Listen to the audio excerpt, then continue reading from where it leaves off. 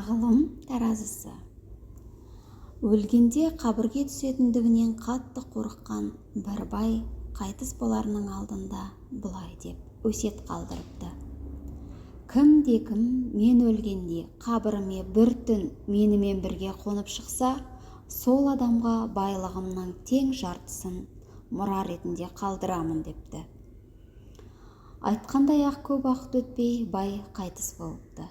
Байды қабірге қоярда оның өсиеті бойынша жақындары қабірге бірге қонып шығатын адам іздестіреді. Бірақ онымен бірге бір түн қонуға ел ішінен ешкімнің де жүрегі дауаламаса керек.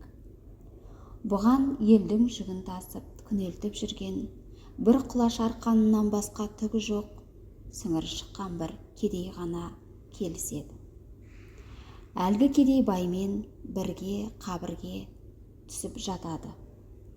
Кеш бата ел аяғы саябырсығанда екі періште келіп, келген періштелер қабірдегі екеуге қарап, мына жерде екі адам жатыр екен, біреуі өлі, екіншісі тірі. Өлісі қайда қашар дейсің, кел тірісінен жауап алайық деп, кедей байғұсты бүкіл өмір бойғы істеген тіршіліктері үшін жауапқа тартса керек. Мына арқанды қайдан алдың? Онымен не істедің? Қашан? Қай жерге не апардың? Бұл өзіңдікі ме? Өзгенікі ме деген сұрақтарға жауап берумен пақыр таңды әрең атырады. Бір ғана арқанға жауап берем деп қиналған кедей есі шығып, үсті баса әбден қара терге малшынады. Бір ғана арқанның есебін бере алмай,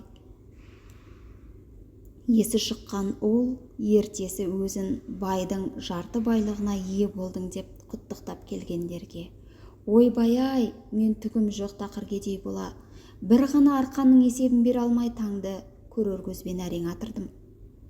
Әбден сілікпем шықты. Сендер маған қалайша сонша байлықты ие бол дейсіңдер? Қой айналайын, ондай байлықтарың бар болсын, менен аулақ деп азар да безер болып ат тонын ала қашқан екен.